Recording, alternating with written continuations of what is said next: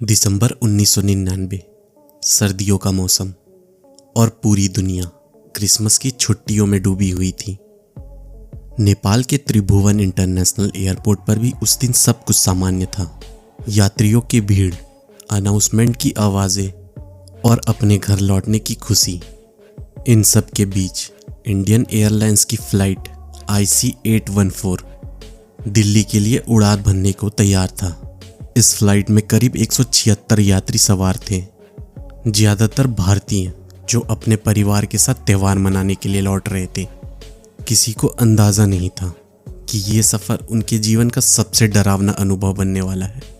विमान ने उड़ान भरी, सब कुछ सामान्य था। एयर होस्टेस मुस्कुराकर चाय और कॉफ़ी सर्व कर रही थी। कॉकपिट में पायलट भी एक सामान्य उड़ान की तरह ही काम कर रहे थे। लेकिन जैसे ही विमान भारतीय हवाई क्षेत्र में दाखिल हुआ, अचानक माहौल बदल गया।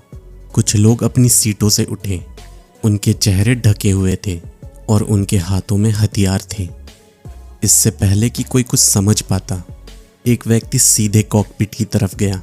उसके हाथ में ग्रेनेड और रिवॉल्वर थी। उसने पायलट की तरफ बंदूक तानते हुए कहा, कोई हिलेगा नहीं, यह विमान अब मेरे कब्जे में है।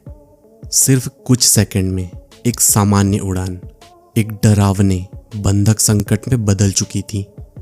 हाईजैकर्स ने विमान को दिल्ली की बजाय दूसरे देश में मोड़ने का आदेश दिया। विमान में बैठे यात्रियों के लिए एक ऐसा पल था जब उन्हें समझ आ गया कि अब उनकी जिंदगी पूरी तरह इन हथियारबंद लोगों के हाथ में है। कुछ लोग रो रहे थे, कुछ प्रार्थना कर रहे थे और कुछ पूरी तरह खामोश हो चुके थे। विमान को अमृतसर में उतारा गया। ये भारत के लिए एक बड़ा मौका था। अगर उस वक्त तुरंत फैसला लिया जाता तो शायद इस पूरे संकट को उसी वक्त खत्म किया जा सकता था। लेकिन हालात इतने आसान नहीं थे। सरकार, सुरक्षा एजेंसियां और स्थानीय प्रशासन सभी के बीच तालमेल की कमी थी। फैसला लेने में देरी हुई और यही देरी इतिहास का सबसे बड़ा मोड़ बन गई। विमान फिर उड़ गया और इस बार भारत के हाथ से निकल चुका था। इसके बाद विमान लाहौर पहुंचा। पाकिस्तान ने शुरुआत में लैंडिंग की अनुमति नहीं दी, लेकिन अंततः उसे उतारने दिया गया। वहां से विमान दुबई गया, जहां कुछ यात्रियों को छोड़ा गया। लेकिन इसी दौरान एक दर्दनाक घटना हुई। एक यात्री रुपिन कटियाल, जिसने विरोध करने की कोशिश की थी, उसे बेरहमी से मार दिया गया। यह घटना पूरे मामले को और भी भयावह बना देती है। अब विमान अपने अंतिम गंतव्य की ओर बढ़ रहा था, अफगानिस्तान का कांधार, जहां उस समय तालिबान का नियंत्रण था। यहां पहुंचते ही हालात और जटिल हो गए। एक तरफ विमान के अंदर बंधक बने लोग, दूसरी तरफ बाहर तालिबान के हथियारबंद लड़ाके, बीच में भारत सरकार जो हर हाल में अपने नागरिकों को सुरक्षित वापस लाना चाहती थी। यहीं से शुरू होती है असली कहानी, बातचीत की, रणनीति की और मानसिक दबाव की। भारत सरकार ने बातचीत के लिए एक ऐसे अधिकारी को चुना जो आतंकवाद और मनोवैज्ञानिक रणनीति में माहिर था, अजीत डोभाल। उस समय वो इंटेलिजेंस ब्यूरो में स्पेशल डायरेक्टर थे। उनका काम सिर्फ बातचीत नहीं करना था, बल्कि हर स्थिति को समझना था, हर चाल को पढ़ना और बिना हथियार के लड़ाई जीतने की कोशिश करना था। कांधार में हालात बेहद कठिन थे। वहाँ कोई भारतीय सेना नहीं थी, कोई दबाव बनाने का तरीका नहीं था और हर फैसला आतंकियों की मर्जी पर निर्भर दिख रहा था। ऐसे में डोभाल ने अपने सबसे बड़ी ताकत का इस्तेमाल किया, दिमाग। उन्होंने बातचीत को तुरंत खत्म करने की बजाय उसे लंबा खींचना शुरू किया। इसका मकसद था समय खरीदना, ताकि सरकार बेहतर निर्णय ले सके और यात्रियों को सुरक्षित रखा जा सके। दूसरी तरफ उन्होंने आतंकियों पर मानसिक दबाव भी बनाए रखा, ताकि उनकी मांगों को धीरे धीरे कम किया जा सके। शुरुआत में आतंकियों की मांग बहुत बड़ी थी, 36 आतंकवादियों की रिहाई और भारी रकम।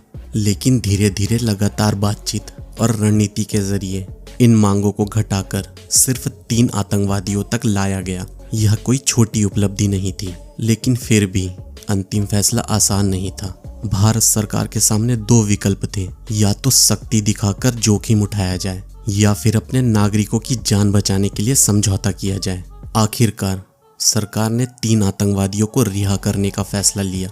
इनमें शामिल थे मौलाना मसूद अजहर, अहमद उमर साइद शेख, मुश्ताक अहमद जरगार। ये फैसला उस समय शायद मजबूरी था, लेकिन आने वाले समय में यही फैसला भारत के लिए गहरी चुनौती बन गया। इनमें से सबसे खतरनाक नाम था मौलाना मसूद अजहर। रिहा होने के कुछ ही समय बाद उसने पाकिस्तान में एक नए आतंकवादी संगठन की नींव रखी, जैश ए मोहम्मद। एक ऐसा संगठन जिसका सिर्फ एक ही मकसद था, भारत में आतंक फैलाना। साल 2001 दिल्ली भारत की सांसद।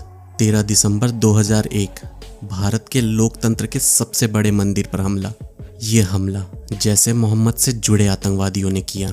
फिर साल 2016 पठानकोट एयरबेस पर हमला, और उसके बाद साल 2019 जम्मू कश्मीर का पुलवामा, एक आत्मघाती हमला जिसमें 40 से ज्यादा सीआरपीएफ जवान शहीद हो गए।